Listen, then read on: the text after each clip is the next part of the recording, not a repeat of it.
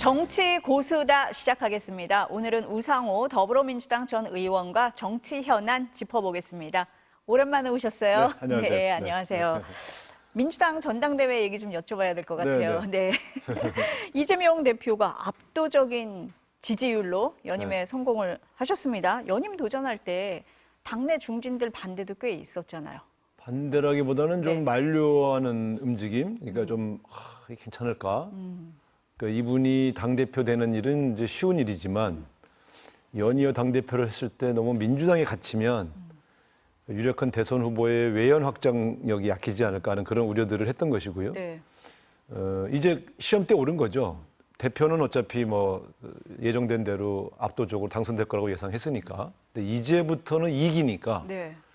일기와 다른 모습을 보여줘야만 성공한 대표로서 평가받지 않겠습니까? 네. 그런 측면에서 본다면 사실은 지금부터가 더 힘든 시기죠. 근데 그런 만류가 있었는데도 이재명 대표는 연임 도전을 한 거잖아요. 그럼 본인의 의지대로 나와서 성공을 한 거다. 이렇게 봐야 아니죠. 제가 될까요? 볼 때는 네. 어차피 출마하면 되는 전당대회 되는 것은 당연했으니까. 다 아는 거고, 네. 그건 중진들도 다 그렇게 생각하고 있었죠. 그런데 그래서 이 전당대회에서 당대표로 선출된 것이 성공이 아니고 앞으로 당대표직을 그만둘 때까지 평가가 과연 더 좋아질 수 있는 거냐. 이제 이게 더 시험대에 그게 오른 거죠. 걱정돼서 만류를 많이 하신 거다. 이렇게 봐야 되나요? 왜냐하면 민주당의 대표로서 계속 활동하다 보면 진영에 갇히게 되거든요. 근데 지금 지난번에도 이재명 대표가 후보 시절에 0.7 몇 프로 차이로 패배했을 때 외연 확장력의 한계를 보인 거거든요. 그런 측면에서 본다면 민주당 안에만 갇혀 있고 민주당의 지도자로만 보일 때에 과연 중도층이나 그 더 추가로 우리 이재명 대표를 찍어야 될 사람들을 만들 수 있겠느냐. 그러니까 민주당을 싫어하는 사람은 당연히 이재명 대표를 안 찍을 거 아니에요. 근데 민주당 지지율이라는 게 지금 높지 않은데 네. 그러면 이재명 대표가 후보가 됐을 때 그걸 찍게 할 수 있는 사람 만드는 걸 민주당 대표를 하면서 만들 수 있는 거냐 하는 거에 대한 걱정들을 좀 했던 건데 네. 앞으로 이제 남은 기간 그 능력, 네. 그 정치력을 발휘해 줘야 되는 거죠. 그 정치력이라고 말씀을 하셨는데 김대중 전 대통령 이후에 24년 만에 당대표 연임이고요. 압도적인 득표율이었어요. 이재명 대표가 2021년에 대선 후보로 선출된 지 3년 만에 당을 장악했다. 이런 평가도 나오거든요. 좀 그런 평가가 자연스럽다고 봅니다. 네. 왜냐하면 이제 장악했다는 것은 적수가 없다는 뜻인데 그러니까 저희 당의 이재명 대표를 필적할 만한 강력한 정치 지도자가 별로 없다. 그래서 반증이죠. 네. 예를 들어 지금 가령 이재명 대표와 필적할 만한 아주 센 정치 지도자가 있었는데 이재명 대표가 인위적으로 제거한 게 아니지 않습니까? 그렇게 본다면 이재명 대표가 특별히 누구를 제거하거나 예를 들면 네. 그렇게 해서 장악했던 게 아니고 같이 성장해야 될 호족수가 없어서 혼자 독주하고 있는 그런 형세거든요. 그런 측면에서 보면 상당히 성공한 지도자일 수 있죠. 정당 내부에서는. 네. 그러나 이제 걱정되는 것은 그랬을 때에 근데 그 비결이 있어요. 뭐냐면 이분은 늘 정면 돌파를 하는 거예요. 그러니까 저는 보면서 우리 민주당의 역대 지도자들, 김대중, 노무현 이런 분들에게서 투영되는 건 정면 돌파를 하는 거예요. 어떤 상황이 왔을 때 그 네. 시대에 맞는. 네. 이재명 대표가 맞아 막다뜨렸던 두 개의 시련이 외부적으로는 윤석열 검찰 정권의 끊임없는 수사, 이거에서 굉장히 어려움을 겪었고요. 두 번째는 당내에 이제 소위 체포동의안 가결을 주도했던 의원들의 말하자면 이 내부 이제 반발. 네. 이 두 가지 측면에서 보면 어떻게 보면 이재명 대표가 그 문제들을 잘 극복해오는 과정에서 훨씬 더 장악력이 커진 거죠. 더 많은 당원들이 오히려 이재명 대표를 지키려고 하고. 네. 그러니까 가만히 제가 보면 윤석열 대통령과 또 당내 비주류 의원들, 지금은 다 이제 의원이 아닙니다만 그분들이 오히려 오늘날 이재명 대표를 만들어주는데 기여했다. 그런 측면도 있다. 저는 그렇게 생각합니다. 그런 배경들도 작용을 했다. 네. 근데 지금 최고위원 5명 전부 다 강성 친명이다. 이렇게 평가하거든요. 어떻게 보세요? 저는 지난번 최고위원 구성보다 네. 이번 최고위원 구성이 훨씬 다양하다고 봐요. 다양합니까? 그렇습니다. 왜냐면 우리 민주당의 25년 역사 속에서 쭉 보면 네. 김민석 의원 성장형 과정을 아시잖아요. 네. 예. 그분이 원조 친명은 아니죠. 그렇죠. 전현희 의원을 임명한 권익위원장이 임명한 분은 문재인 대통령이었습니다. 그럼 원래 문재인 대통령 사람이었죠. 한준호 의원 전라북도 출신의 어떻게 보면 중도적 성향이 강한 여기 MBC 출신 네. 아나운서고 또 이현주 의원은 뭐 명실공히 사실은 어떻게 요번에 영입된 물론 우리 당에 있었지만 네. 예. 또 김병주 의원 전통 군인 출신. 그러니까 이렇게 본다면 굉장히 색깔이 더 다양해진 거예요. 직역과 출신 배경으로 보면. 그러니까 지난번 지도부 예를 들어 정청래, 박찬대, 장경태 먼저 이렇게 쭉 최고위원을 구성했던 분들 네. 그러니까 비교해 볼 때 훨씬 더 다양해졌다 이렇게 봐요. 강성 친명이라고만 규정하는 것은 저는 조금 동의하기 어렵습니다. 이게 전당대회 과정에서 보여줬던 찐명 경쟁 이것 때문에 그렇게 평가가 근데 나온다고 그거는 보시는 거예요? 워낙 아니면은- 당원들이 이재명 네. 대표 중심으로 똘똘 뭉쳐있기 때문에 네. 거기서 선거 전략으로도 당연히 이재명 대표의 친분 또 이재명 대표를 어떻게 지킬 것인가 이런 얘기를 경쟁적으로 할 수 있죠. 과거 문재인 대통령이 당대표 나올 때는 저마다 문재인 대표의 관계를 강조했고요. 네. 문재인 대통령이 대통령인 시절에 네. 그때 전당대회는 어떻게 내가 누가 문재인 대통령을 성공시킬 거냐. 그때 다 이게- 찐문이었어요. 다 그러면? 그럼요. 원래 그렇게 가는 것이지. 네, 네. 뭐 특별히 그걸 가지고 이 강성 친명만으로 됐으니 이 당이 너무 다양성이 없다. 이렇게 주장하는 것에 대해서 저는 그분 한 분 한 분을 다 아니까 살아온 삶을 조금 더 다양해진 것 같은데 그런 생각을 하는데 너무 규정이 일방적이다는 생각이 들죠. 특히 저는 제가 한 25년 역사 중에서 여성 정치인이 5명 중에 2명이나 드신 것도 네. 이게 처음이에요. 과거에는 5위 안에 못 들어서 오히려 한 명을 한 명을 의도적으로 넣어주고, 넣어주고. 예, 예, 그렇게 구성됐다고 하면 저는 오히려 굉장히 다양해졌다. 근데 이번에 이준석 전 대표가 하신 말씀도 재밌어요. 한준호 의원이 전라북도 출신인데 호남은 한 명이고 나머지 4명이 고향으로 따지면 다 영남이다. 영남이다. 네, 네, 그것도 되게 재미있는 특징이죠. 그러니까 뭐 경선 과정에서 나오는 전략이었지 다 뭐 친명이다라고 보기는 어렵고 아니, 오히려 이재명 다양해졌다 대표와 다 이렇게 친분을 보시는 가지고 거네요. 함께할 사람들인 건 틀림없는데 네. 지금 뭐 그런 민주당이 이제 비주류가 다 탈당하고 새로운 미래로 간 이후로 이 당의 반명이 어디 있습니까? 그렇게 본다면 조금 더 다만 이런 것 같아요. 아마 정봉주 후보 탈락 후보가 때문에 탈락 좀 그런 때문에 거죠. 네, 네. 그렇게 생각하시는데 네. 저는 약간 기시감이 드는 게 첫 지방 투표에서 네. 정봉주 후보가 1위했을 때 네. 많은 언론들이 너무 강성 친명이 1위를 했다고 보도한 적도 있어요. 저 그 기억나거든요. 네. 정봉주 후보도 친명으로 분류했었어요. 처음에는 사실 가깝죠. 엄청 가깝죠. 가깝죠. 그다음 네. 중간에 이제 정봉주 후보의 발언 때문에 네, 그런 거죠. 쭉 밀리면서 이제 그렇게 된 것이지. 처음에 뭐 정봉주 후보도 다 강성 친명으로 분류하셨잖아요. 근데 막상 가까운 거 탈락하니까 정봉주 탈락이 마치 친명에 의해서 비명을 몰아낸 것처럼 이렇게들 인식하는 발언들을 하시는데 저는 약간 기시감이 드는 게 분명히 처음에는 정봉주 후보가 1위했을 때 너무 강성 친명이 1위했다. 너무 강성이 1위했다. 네. 이런 보도들도 기억나요. 네. 오히려 좀 다르게 볼 필요가 있다 이렇게 네. 말씀을 하신 것 같고 그럼 일각에서 이제 그럼 이재명 대표의 대선 가도에 파란불이 켜졌다 뭐 이렇게 보기도 하는데 말씀을 들어보면은 어려운 점도 꽤 있을 것 같은데요. 당내 경선에서는 되게 유리해졌죠. 어떻든 이제 지금 이재명 대표를 지키려고 하고 함께하려고 하는 의원들이 절대 다수가 됐고 네.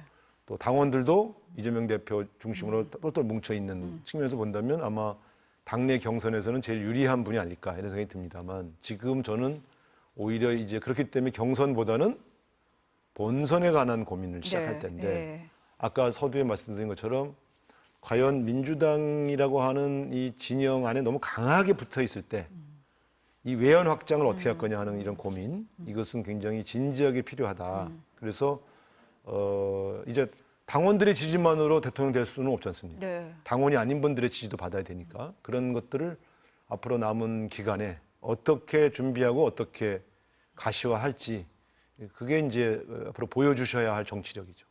그 최근에 뭐 세제 관련해서 조금 유연한 입장을 많이 밝히셨잖아요. 그런 것도 뭐 그 일환의 하나다 이렇게 볼 수가 있나요? 어떻습니까? 근데 이제 저는 네. 그것도 아마 이분이 직접 소통에 워낙 능하기 때문에 네. 그 금투세 도입에 대해서 반대하시는 분들이 집중적으로 이재명 대표에게 여러 가지 메시지를 보냈을 가능성이 있고 그거에 반응하셨을 가능성이 있는데 네. 이게 참 어려워요. 우리 민주당이 갖고 있는 기본적인 그렇죠. 기존에 가지고 있던 정신은 거하고 좀 배치가 되잖아요. 그 소득이 있는 곳에 과세한다. 그렇죠. 그리고 이 문제는 여야가 같이 합의해서 통과시킨 아니에요. 이 법이 일방적으로 통과된 게 아니고 맞아요. 네. 제가 국회의원 시절에 같이 여야가 합의해서 통과시켰고 다만 이것을 바로 시행했을 때 금융시장, 특히 주식시장에 미칠 영향을 고려해서 3년간 유예기간을 둔 거죠. 네. 근데 이게 다 이제 유예기간이 끝나가고 있는 거거든요. 그렇죠. 원래 내년에 시행을 해야 되는 그렇습니다. 거잖아요. 그렇게 네. 본다면 보통 3년이라는 유예기간은 굉장히 길게 준 겁니다. 그럼 그 사이에 관계 당국이 왜 준비를 안 해갖고 또 지금도 문제가 있다 이렇게 얘기하는 것은 네. 저는 그것은 별로 동의하기 어렵고요. 그 소득이 있는 곳에 과세한다고 하는 원칙은 지키는 게 맞다고 봅니다. 다만 이제 대표의 걱정은 어쨌든 일부 개미 투자자들에게 피해가 가지 않도록 그 우려를 최소화하고 금융시장에 미치는 파장도 최소화하기 위하여 어떤 고려를 해보자라는 네. 정도의 문제제기로 생각하고요. 훨씬 유연한 태도를 취한 건데 지난번 대선 때도 제가 총괄 선대본부장하면서 같이 일을 해보니까 굉장히 유연한 실용주의자예요. 그렇기 때문에 저는 이것은 뭐 충분히 큰 원칙을 훼손하지 않은 선에서 유연성을 발휘해보자는 제안 정도로 그렇게 받아들이고 있습니다. 아니, 일각에서는 강력하게 대여 투쟁을 하면서 또 중도 확장을 한다. 좀 이렇게 상충하는 부분은 없겠나 이런 얘기도 하는데 그렇지는 않습니까? 그래서 저는 원내 투쟁은 원내대표한테 맡기고 대표는 민생 출액으로 가는 게 좋다. 조금 트랙을 나눠서 가는 게 좋다. 그래서 네. 어차피 서로 상의를 하지 않습니까? 네. 그런데 원내대표가 좀 지휘해야 할 법안 투쟁이 한두 가지가 아니니 그거는 박찬대 원내대표 중심으로 가고 이재명 대표는 지금 민생 때문에 고통을 받고 있는 수없이 많은 네. 서민과 중산층들을 어려움을 덜어주기 위한 행보를 네. 지속적으로 하시는 것이 외연 확장에 도움이 되지 않겠는가. 저는 그렇게 생각합니다. 국민의힘에서 계속 사법 리스크 얘기하거든요. 어떻게 보세요? 벌써 2년 6개월을 그렇게 시달렸던 거 아닙니까? 그래서 저는 2년 6개월 동안 밝혀낸 게 없고 처벌하지 못했으면 네. 끝난 거다. 이렇게 생각하고요. 그분들의 바람이죠. 네. 국민의힘의 네. 바람이다. 근데 네. 저도 뭐 결과는 알 수 없습니다만 네. 저는 뭐 무죄를 되게 확신하고 있습니다만 설사 일부 유죄가 나온다 하더라도 이재명 대표 체제는 큰 지장은 없다. 영향을 줄 정도는 아닐 거라고 본다. 네. 물론 일부 영향은 있겠지만 네. 그러나 체제가 흔들릴 정도는 아니다. 저는 그렇게 생각합니다. 큰 방향에는 뭐 문제가 없을 거다 이렇게 보시는 것 같습니다. 이제 이재명 대표 연임이 확정되고 나서 한동훈 대표한테 여야 대표 회담 제안을 했고 바로 화답을 하면서 25일 열립니다. 네. 어떻게 보세요? 저는 일단 네. 전당대회 끝나서 먼저 회담을 제안하고 또 그것을 한동훈 대표가 받아들인 것은 모처럼 네. 대화 전국이 열리기 시작했다는 측면에서 저는 환영하고 잘한 일이다. 네. 제안한 분도 잘한 거고 그걸 바로 받은 분도 잘한 일이다. 제가 볼 때는 윤석열 대통령과 이재명 대표 회담도 제안했지 않습니까? 네. 저는 최근의 행보는 한동훈 대표가 윤석열 대통령보다 낫다. 적어도 대화라는 측면에서는. 네, 그래서 그런 태도들이 전 바람직하다고 보고요. 물론 한 번에 만나서 무슨 큰 합의를 하기는 좀 어렵습니다. 지금의 대치 국면과 네. 사안의 복잡성 때문에. 그래서 그러나 일단 대화를 깊게 계속 해나가다 보면 언젠가는 결실이 있을 수 있다는 점에서 당장 큰 합의가 없더라도 네. 계속해서 만날 필요는 있다. 설사 이번 회담이 뭐 상견례 수준에서 끝난다 하더라도 그걸 성과가 없다고 말할 수는 없어요. 일단 만남 자체의 의미를 좀 둬야 그럼요. 된다 이렇게 말씀을 하시는 되게 소모적인 거고요. 것 같고 생산적이지 않은 것 같아도 네. 계속 만남을 지속하다 보면 나중에 옥동자를 낳는 경우가 있어요. 그래서 저는 최상병 특검 같은 경우도 아니 한동훈 대표가 뱉어놓은 말이 있으니까 네. 우리가 한동훈 안으로 하자고 그냥 받아버리면 되지 않습니까? 뭐 검토하겠다. 박찬대 대표가 받을 수 있다 그러니까요. 이렇게 아, 얘기를 저는 했잖아요. 특검만 할 수 있다면 네. 그래서 진상이 밝혀지고 재발 방지만 할 수 있으면 그 특검을 추천하고 임명하는 과정이 뭐 이렇게 뭐 문제가 되겠어요? 그런 측면에서 저는 과거에 박근혜 대통령 국정농단 특검도 해봤는데 그때 이제 윤석열 대통령이 수사팀장이고 수사팀원으로 네. 한동훈 지금 검찰총장이 다 포함되어 있었습니다만 그때 뭐 윤석열 대통령이나 한동훈, 이원석 이런 분들이 우리가 뭐 알고 있는 분이었나요? 근데 수사 능력 있는 사람한테 맡기면 네. 또 거기서 또 일부 밝혀지는 게 있고 뭐 증거가 없어서 영원히 밝히지 못하면 할 수 없는 것이죠. 근데 저는 특검은 일단 지금 하는 것이 끊임없이 국회에서 등급법을 냈다가 부결됐다가 통과됐다가 거부권 행사하는 거부권하고. 거를 앞으로 10번, 20번 할 겁니까? 그런 측면에서는 뭔가 결자해지, 기승전결, 결론을 낼 필요가 있죠. 그런 측면에서 두 분이 좀 결론을 내주셨으면 좋겠다. 한동훈 대표가 할 수 있겠습니까? 그분도 시험대에 든 거죠. 본인이 네. 한 말이 있는데 네. 본인이 한 말도 안 지키면 한동훈 대표가 네. 다음 정치가 있겠습니까? 미래가? 아니 지금 이제 박찬대 원내대표도 26일까지 법안 발의하라고 압박하고 있고 또 한동훈 대표가 뭐 그 제보 공작 의혹도 넣자 하니까 지금 민주당 장경태 의원이 내가 수사 받겠다 하자 이렇게까지 얘기를 하고 있잖아요. 네, 네, 네. 근데 당내 설득이 되겠느냐라고 아니 그거는 봤을 한동훈 때. 대표의 네. 정치력이 시험대 올랐다고 말하는 게 그거예요. 근데 정치인의 한마디 말은 천금 같은 거 아닙니까? 특히 당 대표로 나오시면서 내세운 주장인데 네. 그거를 대표가 된 다음에 바꾼다? 그럼 저분이 앞으로 대통령을 나오든 뭘 하든 네. 저분의 말의 신뢰는 사라지는 거죠. 그런 측면에서 그 쓸데없는 무슨 이제 이 혹을 자꾸 달아서 네. 안 되게 하려고 하는 소위 부정치적인 이 접근을 하시면 네. 한동훈 대표의 매력은 사라지죠. 저는 진짜 물론 그 합의한다고 그래서 윤석열 대통령이 받을 수 있냐 하는 문제도 남긴 남아요. 그러나 적어도 정치권 안에서는 협의를 해볼 수 있는 거죠. 그러니까 이번 한 번에 합의된다는 게 아니라 네. 그런 논의의 시작을 해서 접점을 찾아볼 수 있는 거 아니냐. 일단 물꼬를 틀 수는 있다. 전 그래서 이번 네. 회담의 의미가 네. 바로 발표하는 큰 결론이 없더라도 그렇게 지속적으로 만나서 접점을 찾아보는 시작으로 위치 지어진다면 의미 있는 거다. 이렇게 생각합니다. 아까 한동훈 대표가 더 낫다고 하셨는데 영수회담은 가능하겠습니까? 그럼? 안 봤잖아요. 네, 안 봤잖아요. 저분 내가 보면 네. 저 총선에서 그렇게 심판받고도 네. 속이 완전히 열리지 않았어요. 그리고 야당을 대하는 태도가 네. 지금 대화 상대로 인정하지 않고 있는 겁니다. 그러니까 그때 자주 보자고 했잖아요. 네. 그럼 그분의 자주는 도대체 어느 정도 기간이 자주인 겁니까? 사실 대화의 제안은 대통령과 여당이 더 먼저 해야 되는 거예요. 그리고 야당은 마지못해 대화에 참여해서 작은 소득에다 올리려고 원래 그렇게 하는 게임이 과거의 여야회담의 상례 아니었습니까? 대통령이 가져가는 게 더 많았죠. 훨씬 많죠. 네. 예. 아, 야당이 회담을 제안하고 여당과 대통령이 회담을 계속해서 거절하는 이런 형국이 언제 있었습니까? 오히려 전국을 이끌어가는 사람이 계속 대화를 제안하고 그쵸. 어떤 일을 해보자고 제안하고 야당은 그걸 받을까 말까 고민하면서 당내 여론을 수렴하는 과정이 그것이 되게 일반적인데 네. 지금은 아마 민주당이 다수당이어서 그럴 수도 있지만 지나치게 대통령이 대화에 소극적이에요. 그럼 이번에도 안 받을 가능성이 더 높다 이렇게 보세요? 저는 뭐 바로는 안 받겠지만 아니 어차피 한동훈 저 당대표와 이재명 대표를 포함한 네. 그런 여야 지도부들을 불러서 한번 대화를 안 할 수 있겠습니까? 연말 가기 전에? 상황이 만들어질 수 있다. 더군다나 예산 네. 국회도 앞두고 정기국회 들어가면 국정 그 연설도 하셔야 되고 야당의 협조를 부탁해야 될 법안과 예산이 많은데 네.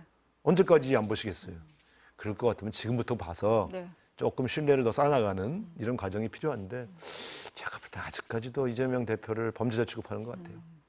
마지막 질문 될 것 같은데 최근에 친일 논란, 극우 인사 논란 있잖아요. 그건 어떻게 보세요? 걱정입니다. 이 국내 정치적 사안을 가지고는 다툴 수 있고 또 상대방을 뭐 이게 강하게 비토할 수도 있어요. 네. 그러나 국가의 근본이 되는 정체성의 문제, 역사관의 문제 이걸 정쟁의 내용으로 다룬다든지 혹은 소위 자신에게 반대하는 반정부적인 어떤 그런 인사들이나 그런 태도들을 반국가로 규정하든 이런 것들은 역사관의 문제이거든요. 저는 대통령의 판단과 이 말하자면 발언이 네. 훨씬 더 반역사주의 또 그다음에 좀 전체주의적 사고 이런 쪽으로 흘러가는 것 같아서 네. 되게 우려스럽습니다. 그래서 저게 어디에 근거한 말씀이신가? 이런 측면에서 보면 합리적인 보수 진영조차도 우려하는 거 아닙니까? 그런 얘기가 이종찬 많죠. 광복회장은 네. 합리적 보수로 우리가 분류하는 분입니다. 민주당 지지자가 아니에요. 그런 분조차 역사의 문제에 놓고 좀 굉장히 걱정을 하고 있는데 합리적인 보수, 민족주의자까지도 포섭을 못하면서 어떻게 이 나라를 이끌어 가시겠다는 건지 특히 저는 인사에서 왜 뉴라이트 관련된 인사들 친일 논란이 될 수 있는 사람들 굳이 여러 군데 반발을 예상하면서도 굳이 그렇게 인사를 고집하는지. 보수에 정말 좋은 분이 많거든요. 저희가 존경할 만한 보수도 꽤 많아요. 왜 굳이 그런 분들은 배제하고 우리가 반발할 수밖에 없는 인사를 고집하는지. 네. 저는 오기예요, 오기. 저렇게 하시는 것은 저는 별로 본인에게도 바람직하지 않고 네. 대한민국의 미래에도 바람직하지 않다. 이렇게 충고드리고 싶습니다. 저희 그 출연하시는 보수 진보 다 떠나서 다 같은 말씀하시는 것 같습니다. 그 그러니까 부분에 요 있어서. 최근의 네. 인사에 대해서는 모두 네. 걱정하고 계시죠. 네. 네. 아유, 오늘 말씀은 여기까지 들어야 될 네. 것 같습니다. 감사합니다. 감사합니다.